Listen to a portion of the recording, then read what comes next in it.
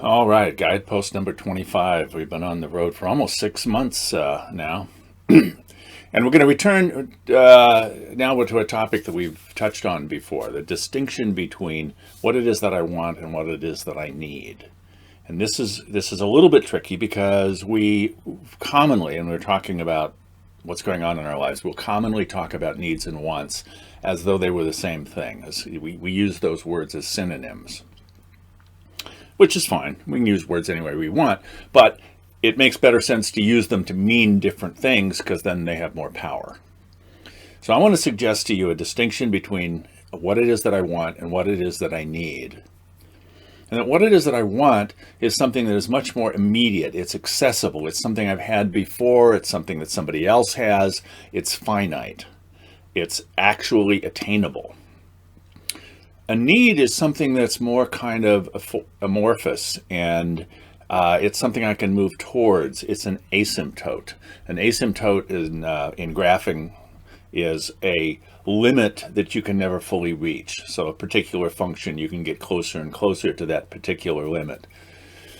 So I may want to know that I'm loved, but the quality of being loved is something that sometimes I feel more than other times, and I'm never at a place where I just am always going to be there. It kind of comes and goes. So I love being one of the qualities that we're trying to figure out how to define. So very often what we want, or the fact that we notice that we want something, can be a guidepost to helping us figure out what it is that we actually need. So I want an ice cream cone. Well, why do I want an ice cream cone? Because it tastes good. So, I need, what is it that I need? I need to treat myself. I need to, and there's nothing wrong with ice cream cones unless I've really sworn off sugar, or I'm lactose intolerant, or there's something like that. There are times when what we want is actually going to get us the opposite of what we need. Being able to make that distinction between what we want and what we need becomes critically important. And it's the hardest to distinguish at the very times when what we want is something we feel really urgent about. This urgency is likely to propel us to act in a way that moves us towards what we want, when what we want is actually the opposite of what it is that we actually need. So we want to slow ourselves down enough to take the time to figure out what it is that we genuinely need. And so we want to notice here this strategy, outcome, and quality. What we want is typically comes with it a kind of strategy. I know what I need to do to get an ice cream cone. Right? There's something that I'm going to do. This activity is going to create a particular outcome. And out of this outcome will come some kind of quality that works for me. It creates something that I need. Now, we know that we need things because there's something missing. There's some ouch in our lives. So this is part of why we want to pay attention to what it is that we're feeling, particularly what emotions we have, but any kind of feeling. And particularly the bad feelings, because I feel bad because I'm not getting what I need. Remember Maslow's hierarchy of needs. If we kind of simplify it down, he's got 5 steps. We'll just make it 3 steps. First thing that I need is safety. If I'm not feeling safe, I'm going to do whatever will create safety for me, first of all. The second thing I'm going to need is satisfaction. That is, there's certain things that I'm going to have to take into myself. I need food. I need, I need to find water, whatever. And the third thing that we need is self-transcendence or self-actualization. I need to be fulfilled.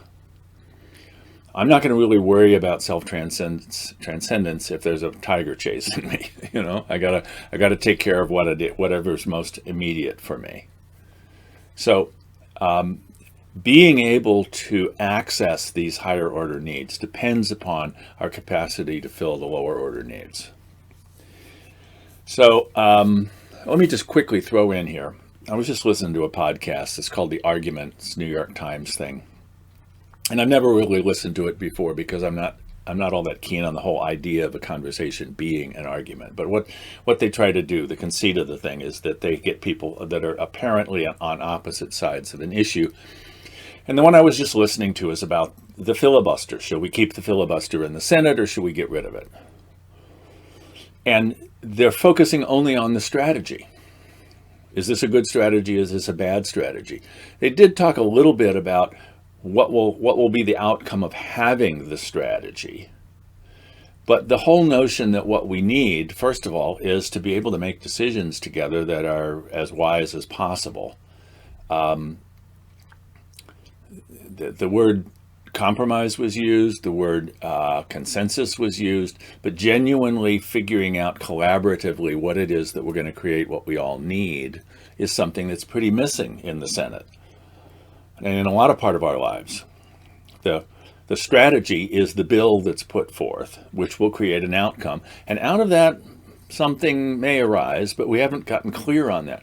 We don't know, for example, whether or not we want universal health care.